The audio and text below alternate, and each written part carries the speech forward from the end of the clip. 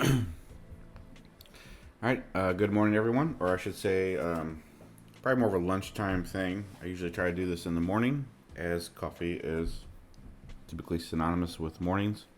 This is casual crypto and coffee. This is Osakimi, as always.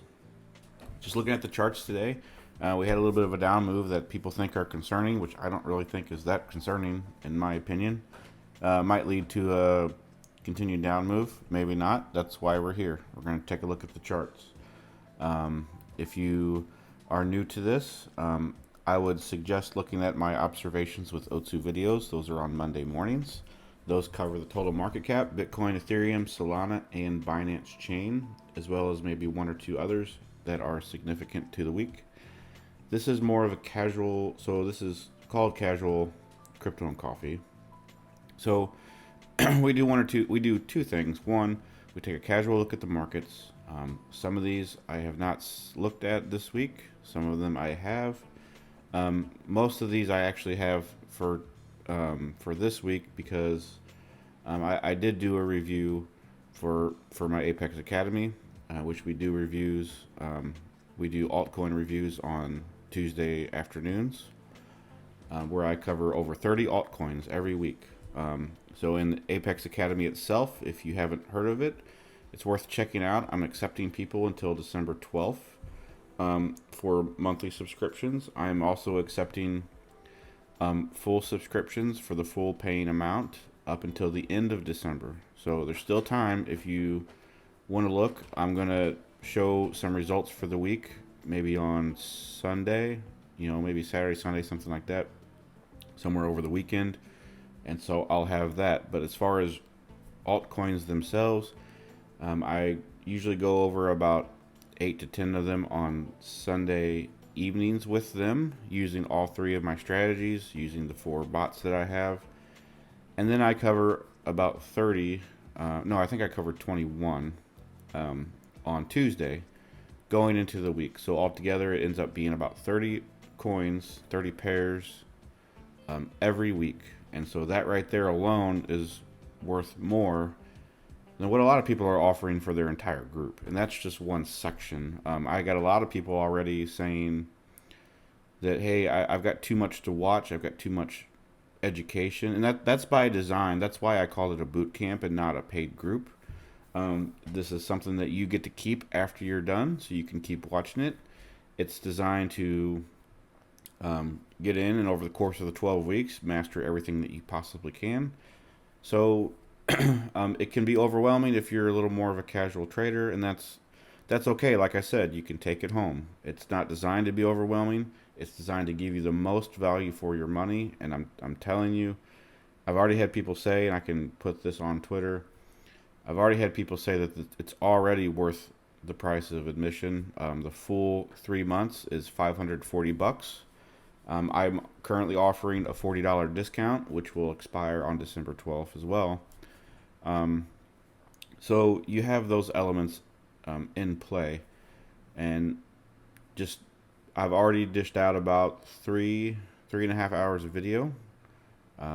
Like I said, 30 altcoins, 4 bots, discussions. I have a Q&A. I've got homework that people can do that's optional. Lots of stuff going on, and it's been very exciting, and it's so good to play this out. Good to do the education on the strategies. We'll get into this. So the second thing for casual crypto and coffee is to talk about coffee. And today, as I share this in my free Telegram that anybody can access. It's on, I believe it's on my pinned tweet, or just DM me, because I think I switched it out temporarily. But in my semi-private Telegram, everybody in the Telegram gets to vote on what type of coffee I drink for the week. And because I bought a massive collection from Onyx Coffee Labs, it's a very, very good coffee roaster in the Midwest. It's a little on the high end. And that I got that mainly for Christmas. I just want to taste good coffee for Christmas. But it came with so many of them, I decided to let you guys tell me what kind you want. And so today you guys picked one called Geometry, which is a blend. I'm a little hit or miss with blends, but this one was a hit, actually. This one was good.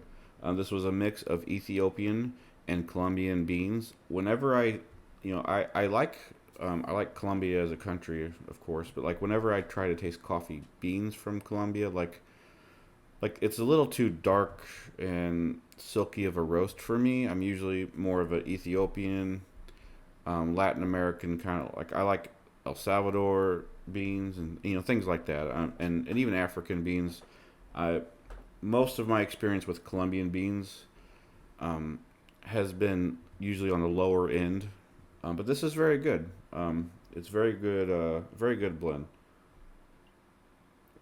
I'm drinking it right now. It's a little more on the Ethiopian side, I can tell. I think that's why I like it a little bit. It's got a very smooth. What I like about it the most: smooth taste, smooth finish. That's what I like. I don't like any. It doesn't have a harshness like some other coffees have. And if you haven't tried like these really high end blends and coffees, like I really would recommend something like Onyx coffee. Like it really changes the way that you view coffee. If you're used to Folgers, if you can't afford it, that's fine. I'm not saying you shouldn't, but it brings a whole new caliber to what coffee is. So this is good. The tasting nodes were it just said berries, so I'm just assuming it's kind of like a random set of berries and Earl Grey tea, and I'd say it matches that perfectly. It's it's almost like you brewed a tea. It honestly tastes like black tea with a hint of berry in it, like you would just like maybe a raspberry Earl Grey tea, just in coffee form. It's really good. I would probably put that. I think I've tasted about six of them now. I'd probably put it at about number two or three.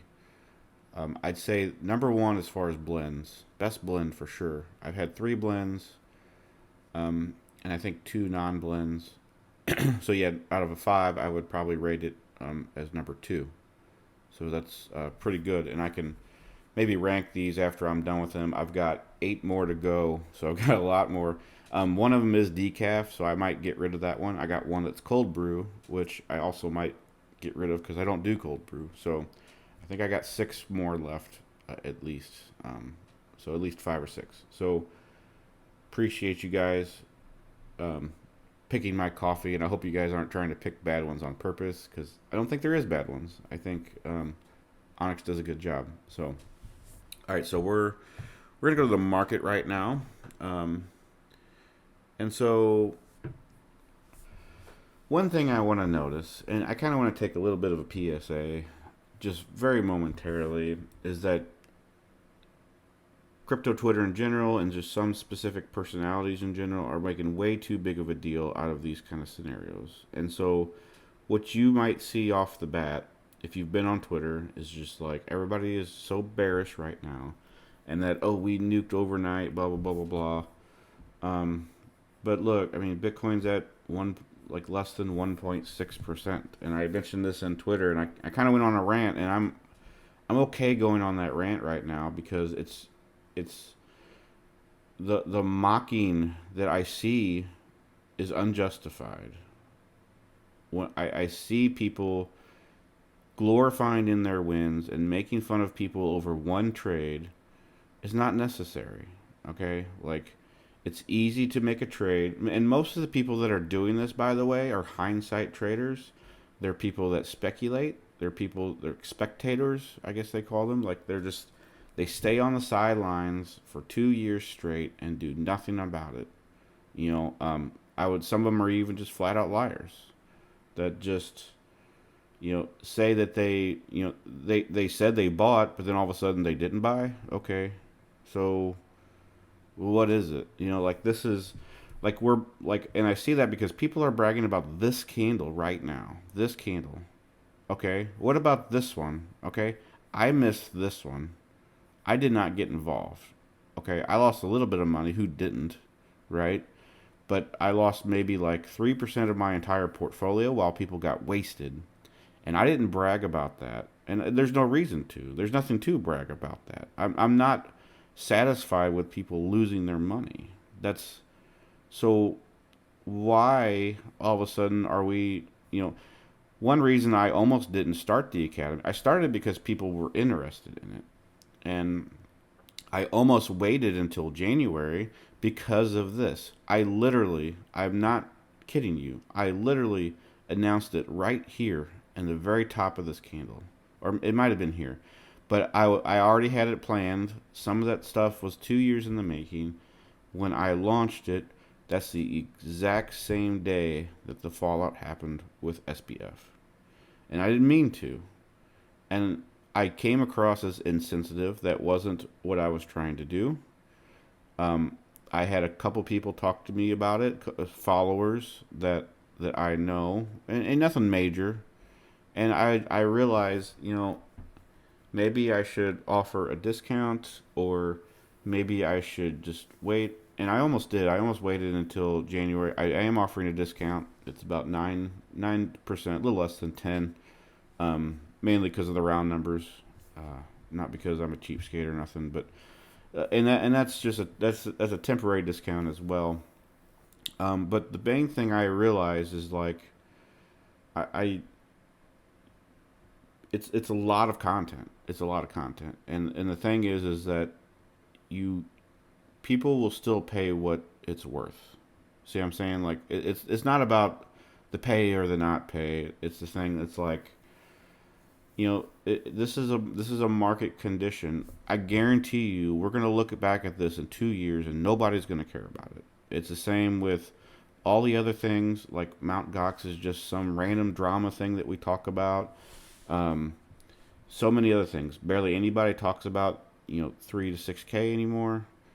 Barely anybody talks about COVID anymore. This is just a thing that happened, and there's a lot of people that got caught on the side, and that's bad. I'm not gloating in that. I really am not. Um, I bring all of this up because people are gloating about this. Okay, and I say that because um, some people like to see you fall, and that's stupid. Okay, like if you are making as much money as you claim to be, why are you shouldn't you be satisfied in that money and not be tearing people down? That's what I don't understand. If the whole point of this is money, why are you so focused on trying to tear people down? That's the problem. It tells me that you're either not making your money, or that money is not fulfilling you at all. Okay? I don't care about being right. I care about making money. That's what you should be doing too. Yes, it does feel good to be right. Yes, it feels bad to be wrong. But at the end of the day, your goal is to make money. Your goal is not to be right or wrong. I made a thread about this, about win rates, for a reason. The most successful, I literally looked at the last 4 years of history where people talked about win rates and their portfolios. I cross referenced. Please check out that thread. And I might post it here in the YouTube description. I literally tried to find correlations between win rates and portfolios. So if people only talked about win rates, I didn't use that necessarily, unless it was like a macro view. I also, if people just talked about their portfolio but didn't mention win rates, I also didn't include that. When they mentioned both, I did talk about it. And what I looked at is that there is a massive correlation between low win rates and high portfolio gains. It's insane.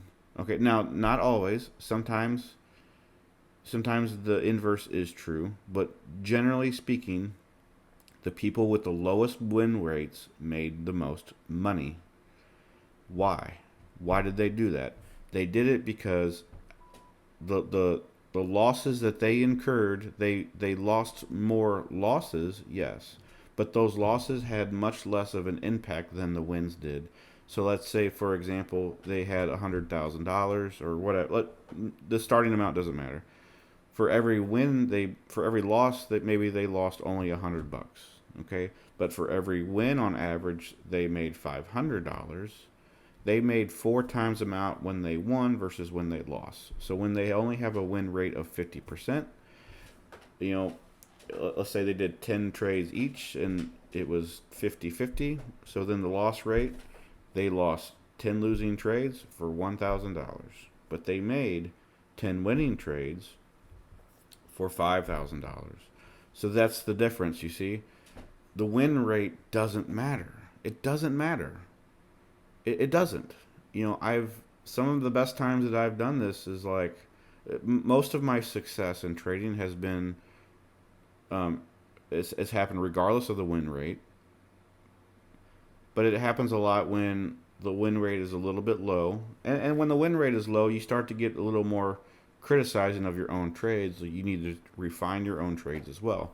But a lot of my trades, too, have been trend moves, you know, as well. So I don't really understand the focus on percentages and like, oh, I made 50% today. Okay, you 100x'd AXS for $20.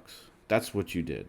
Okay, who cares about your percentage? Who cares about your win rate? Are you here to be right? Are you here to make money? So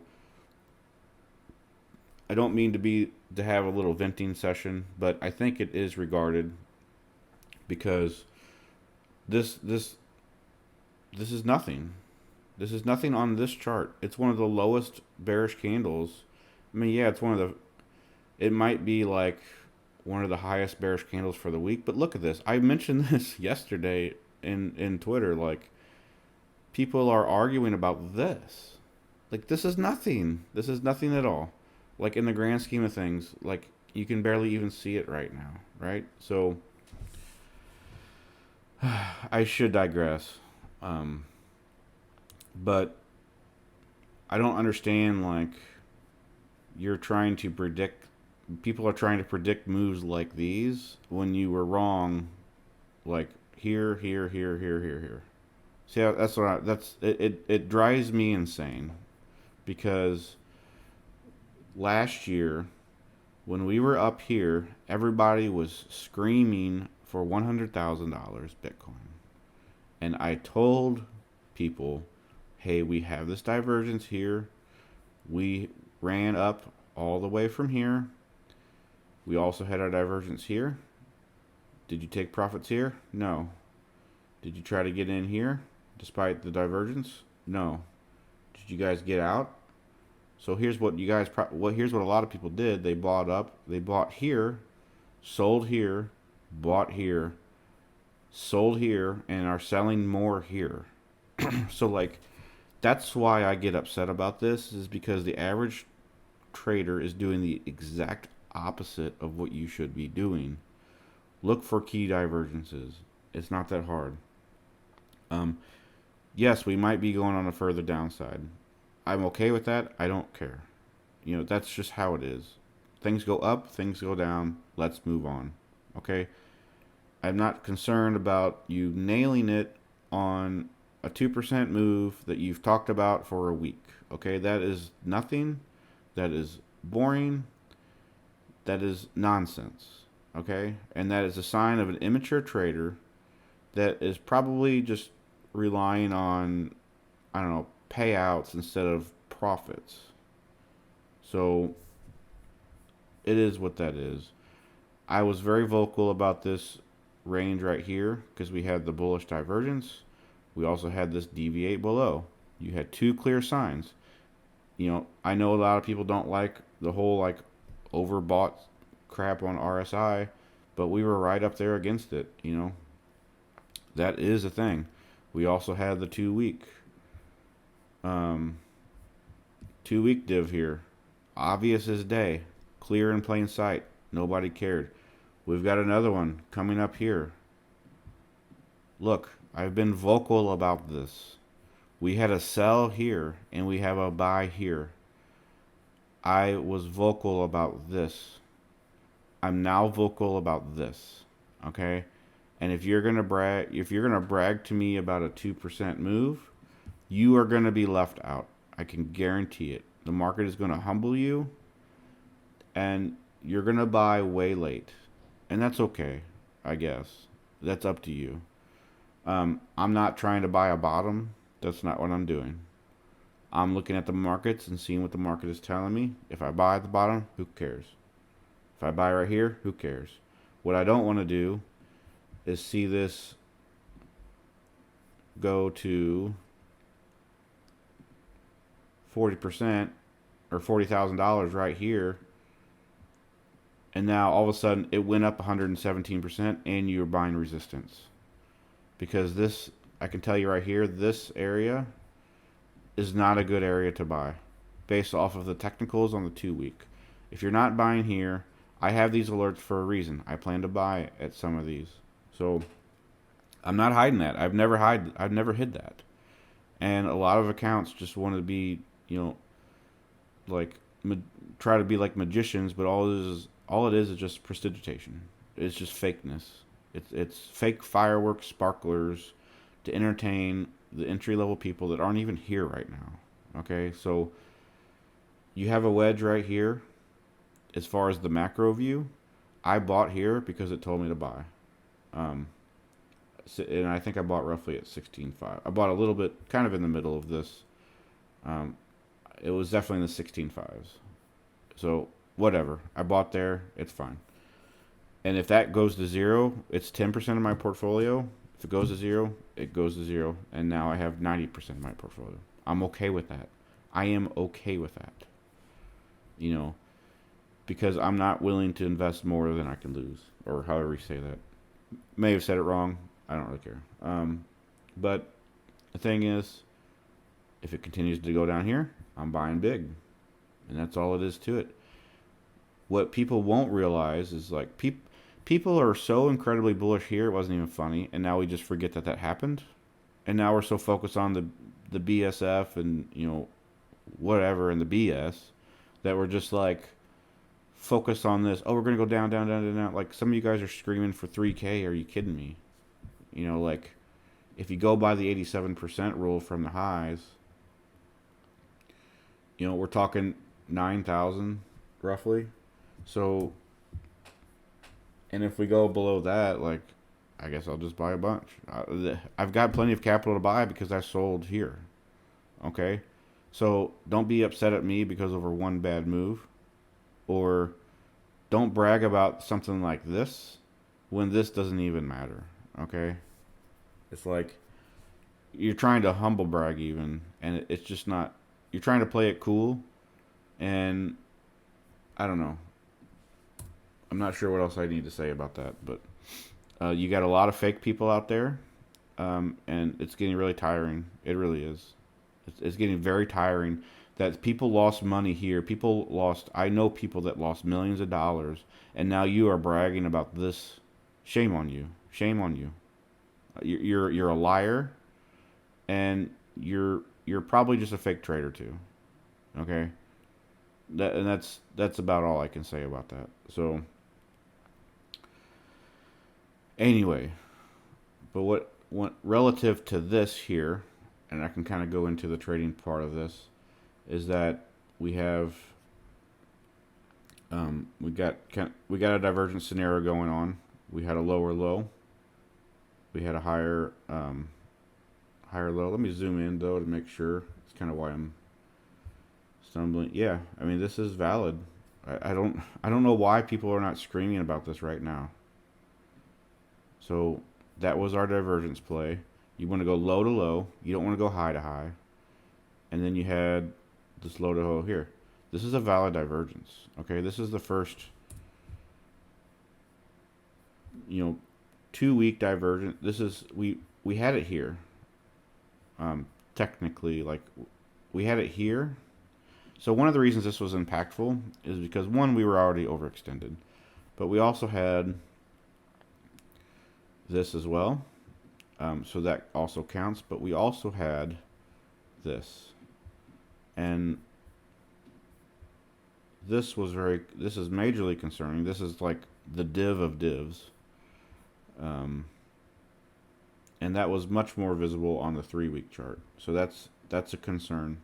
So we had a divergence within a major divergence. This was only valid on the 2-week, as if that's like a low time frame, right? But we had a major divergence here on the 3-week, with a double divergence on the 2-week, and so that's one reason it was impactful as well. And so that's what I'm saying is like, I don't give a crap. I don't give a crap about a 1.5% move right now when we have a 2-week bull div and my liquidity signal gave a buy signal. That doesn't mean we can't go lower. I do think we can go lower. I think there's still a high chance that we will. But what I am saying is that of all the times that it is to be bearish, now is not the time. It is a time to reconsider the entire macro overview of this. Who cares about the CPI? Who cares about the inflation?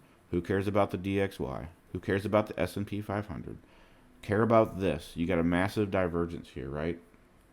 That's what I'm trying to say.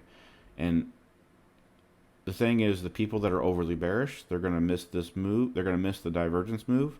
They're going to miss this wedge move right here. They're going to go up here and buy. And guess what? They're going to buy at resistance. It's going to come down and they're like, see, I told you it was bearish and I bought in and now I lost money. They lost it because of their own fault. Okay? So the only way to get a macro positive move is to buy up here. So you're going to tell me that you're going to wait until almost $40,000 to buy. Doesn't make sense. Some of you guys are planning to buy. You know, I'm planning to buy. I got 3 or 4 bids right here. But you're waiting for this, and you might miss it entirely. See what I'm saying? I'm not saying that you should buy here either. But we have an AAVE bullish wedge on the 2-week, and this is going to last quite a while. If it goes something like this, as long as we don't get a high, we are at 90%. The AAVE rule is to be at 85%.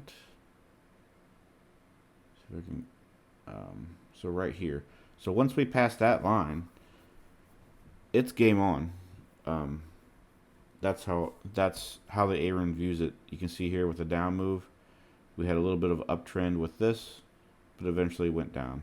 So that's one thing to consider. But with the bullish wedge, however, that plays a factor. That's why this was also bullish to begin with. This narrow part is a bullish channel. This is a wedge, like the triangular shape. That's why we had the big down move. When this turns into a wedge,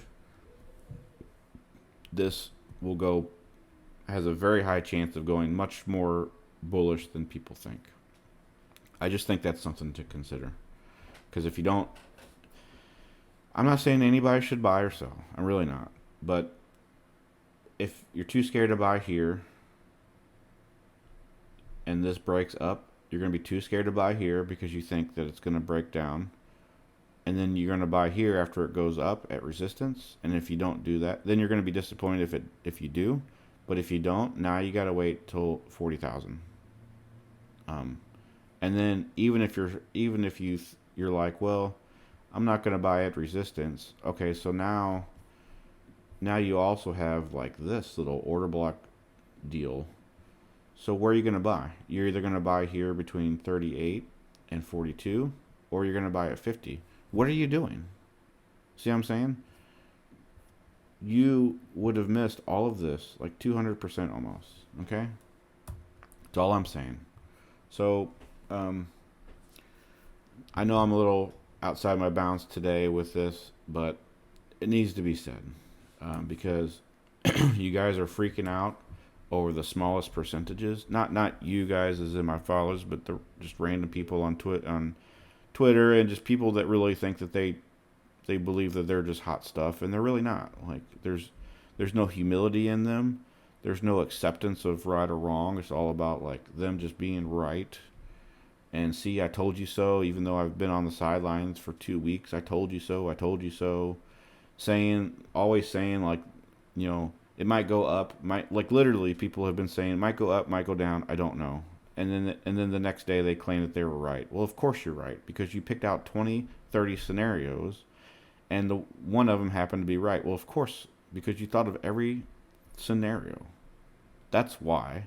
It has nothing to do with your intuition. It doesn't even have anything to do with luck, because you stayed on the sidelines. Okay? Yeah, like I stayed on the sidelines the whole year, okay? So don't tell me about staying on the sidelines. Like, I've done that all year long while everybody was trying to trade this crap. Okay? And I didn't rub it in anybody's face. I've mentioned it about once. I've mentioned about the divergence in the 60 to 65 region once per video for the past 5 out of 7 videos. And I do that because I'm telling you, not because of me being right, but it's because there's a macro move staring you in the face and you are ignoring it. That's why I'm so vocal right now. You have a 2-week bullish divergence staring you in the face. I've even given a buy signal, and people are ignoring this.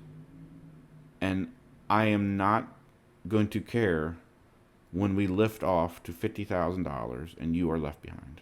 I won't. I've been here for almost, Twitter reminded me that December 15th is my 5-year anniversary. Okay, so I've been here for 5 years. I've put up with a lot of crap for the first 2, including a very bad bear market. It's very bad conditions for new traders. It is what it is. But I've put up with a lot of crap, and I can just tell you, I've made so much free content over the past 5 years. It's getting really tiring. The fact that people, despite the fact that I've got free content, Apex Academy is the first paid content that I've had in 3 years.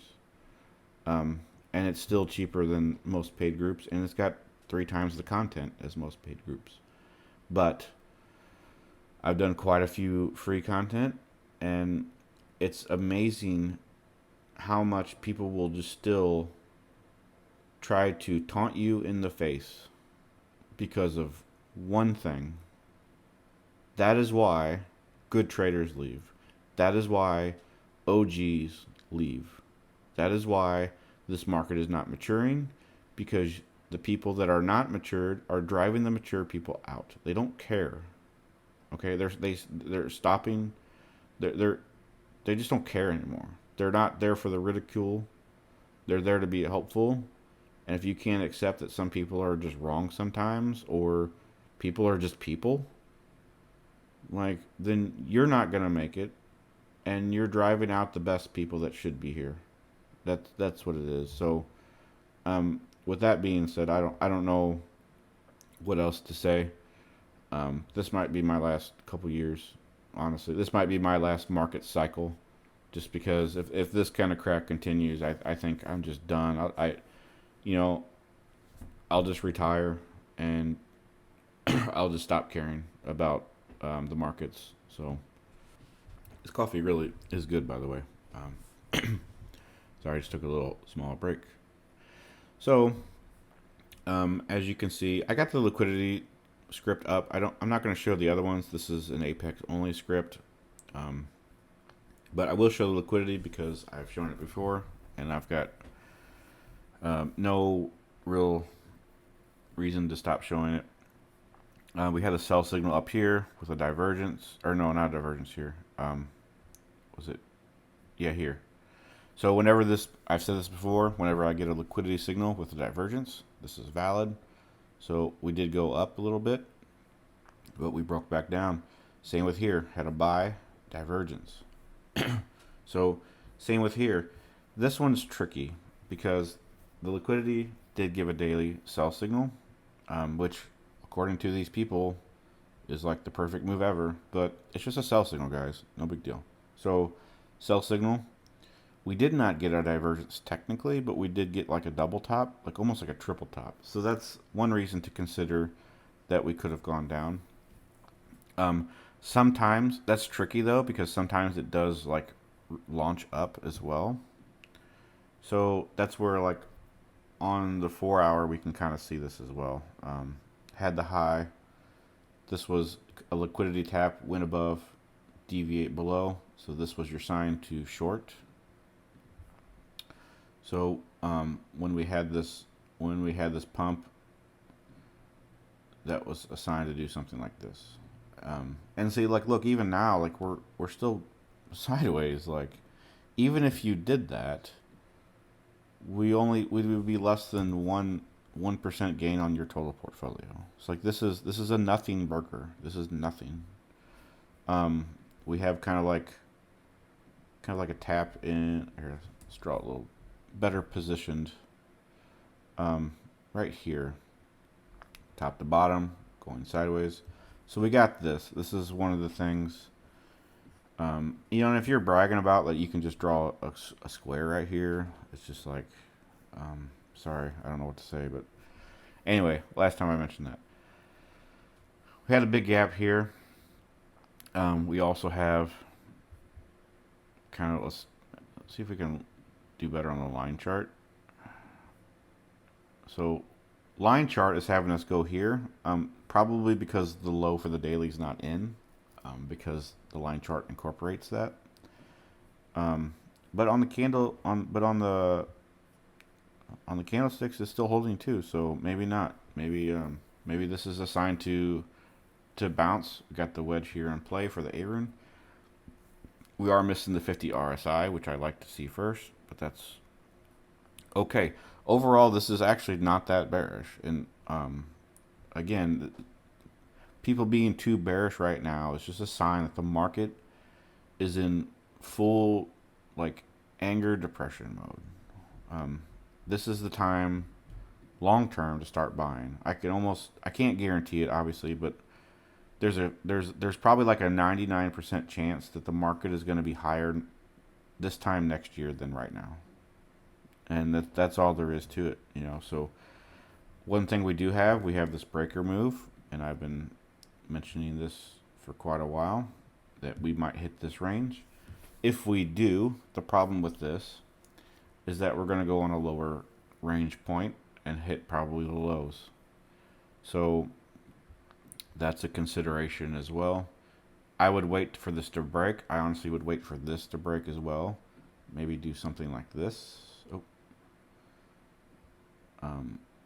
Wait for a new low for like kind of like a Darvis move. Darvises don't really work in ranges like this, but it does still apply.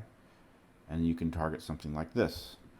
The problem with this though is it's only 1.9 R, so it's not, again, shorts are not really like advantageous right now unless you're on lower time frames. But the trading conditions also suck too. So it's a very tricky part of the market right now. So that's why I also say like a 1%, 2% move, like these happen instantly, you know. So anyway, let's go to, I think it's enough of that. Go to Ethereum. So we had a little more clear of a sign. Had to break here with a fierce reaction below. One reason probably is because we've kind of had this hold up for so long, and now it's starting to break. So let's draw this out first, and then we'll do some analysis. Had to break down. Now we're testing up. I mean, honestly, this is very crappy. This is not a good pattern, but this is still a valid retest. Like again, that's why I'm so strict on the bullish bearishness bias right now. There's nothing that's going on. There's nothing. You know, we've been going sideways, and these 1 or 2% moves are so pointless in high time perspectives. You know, so you got this going on. You got the AAVE channel that's turning into a wedge, so we could see a down move. I have 1100 marked as one of the possibilities that we could go down to. Right now we're holding this up. Totally fine for now. If you wanted to make a short, I'd probably, you know, tag the highs of the resistance, tag here, and then do something like this. So this is a decent short opportunity, in my opinion, because we just lost this level. We lost another key level right here. We're kind of in a gap zone. If you think that that's going to hold, this is actually not a bad short position. Let's go to some other ones. I mean, Solana, maybe this still looks pretty weak. I think I mentioned this divergence or this pattern with the sell and the triple up on the apex that went down. So that's working out. This, I mean, we do have a couple breakers here. I could see this testing for new lows. Sol's really tricky anyway because of its impact with SBF, and I think a lot of people are just avoiding this. You can tell by the price action. People are just avoiding this. And I've told people, wait for a macro move. Wait for a 4-day macro move when the AAVE turns bullish. Not much to say about that. Let's go through some other ones here. I like S and X. I've been very vocal about S and X. So this is an example where the sell didn't work. And one of the reasons is because there's no divergence. So that's what I was trying to tell some people. You got to check for the divergences. So now on, let's see, let's go to 1 day. Yeah, no, that was it. So 4-day or 4-hour. I've mentioned how this pattern looks very Bitcoin bottom-like. I really like this a lot. We got a divergence here, which is a little concerning, but honestly, we're probably just going to retest this range here. This is very solid upward move. I would look for some sort of play right here, in my opinion. So divergences, there's a lot of misconceptions about divergences, like, oh, there's a divergence, it should go automatically down to zero. And that was true mostly in the case of like Bitcoin, like 2-week, 3-week bear divs. That's true. Now, if we're overextended, yes, that's what I tend to look for. But for situations like this, and you always look for them anyway, but a divergence in this case and in other cases doesn't always have to go like down, like forever. Like this could just be something like this and go up, which would be a reaccumulation pattern, which is the perfect place for it to be. So that's what I'm looking at right here. I'm looking at a reaccumulation pattern. If you're a price action trader, I would buy at the top of this red box. If you're a trend trader, I'd wait for some confirmation on the trend. AAVE, I'm doing a combination of buying the AAVE probably. I mean, this is probably the number one non-major altcoin on my mind right now, because this is building way better than almost every single coin out there, and it's crazy how nobody's talking about this. It boggles my mind. So anyway, I digress from that as well. So let's look at a couple more. Dogecoin. So see, Dogecoin is a little different in this regard. We had the sell signal drop down, AAVE bearish wedge. I imagine like Dogecoin has a history of fading very, very terribly. So I think this is a good region where the breaker is. Here's the breaker. Here's the fade, break up. So I think we'll go here. This might be a good chance for a long. Another one could be like right here, possibly. So that's something to consider. Other than that, this is a pretty basic chart. I probably would avoid a lower time frame for now, unless you're trying to scalp this. I think the Elon Musk stuff is kind of momentarily sidelined, but this was a good exit if you were in my group. So, let's do AAVE. So, kind of got this droopy pattern formation, rejection of 50 RSI. But levels are still clean. I wouldn't really, again, this is one where this is not a time to be short. Like, look how far we're down. The time to be short was here, guys. Again, there's probably a divergence here. So yeah, massive freaking divergence. Why are people not talking about this? Check your 1 week charts like once a day, or set alerts. That's all you got to do, right? So clear as day. We got, let's see, this is a double bottom, but you get a higher on RSI, so this might be a div. Let's see what the 2 week says. I'm neglecting to say that it is, although it could be under some circumstances. Let's see if there's a 3 week.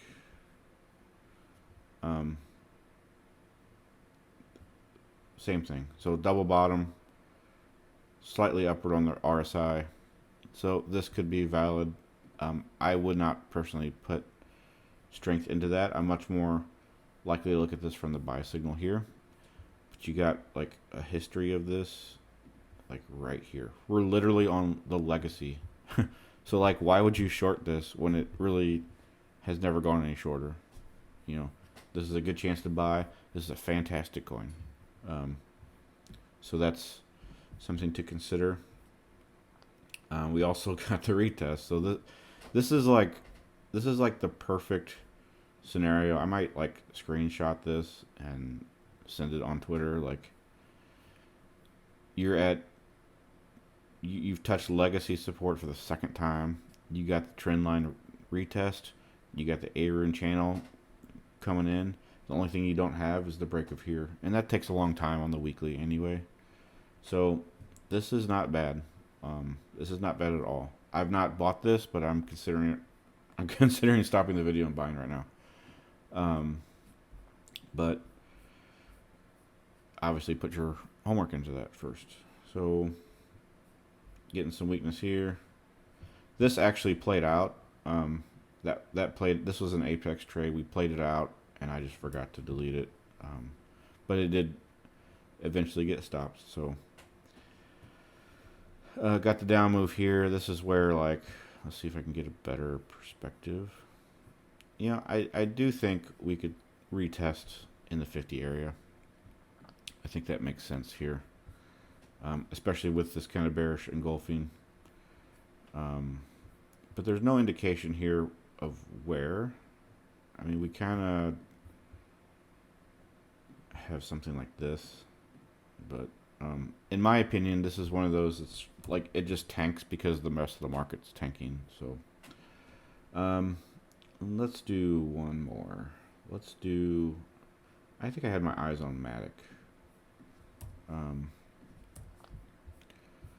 Let's see. No, it wasn't Matic. Let's see. I think it was near. So right here we had the sell on the 12-hour, which was our sign to follow through. We had the falling wedge. So this was one. This is one that didn't look too bad on the 4-hour, but we just didn't get we got the deviation. It looked good when it pumped here, but that's why you should wait till the candle close. And sometimes you miss a move, that's okay. But sometimes you also miss out on bad moves like this. So we deviated below, testing this low region right here. Not overly bullish in my opinion. This is one I'd probably just stay away from for now, which sucks because it's a good fundamental coin. But it does happen. So on the 12-hour, I think it was 12-hour, yeah. So we had that on the 12-hour, got the resistance, liquidity, supply failure, or supply success rather, down here. So we got the breaker move here. I think that we will visit in the 160 range, most likely, now that we've rejected. But that's about it. This is one that I really like, and again, I've got a weekly buy on this, so that is something to consider as well. Anyway, I hope you enjoyed this. If you didn't appreciate my rant, I'm sorry. Still hope you can watch other videos. Please like, subscribe if you enjoyed my video today, and I'll see you next time.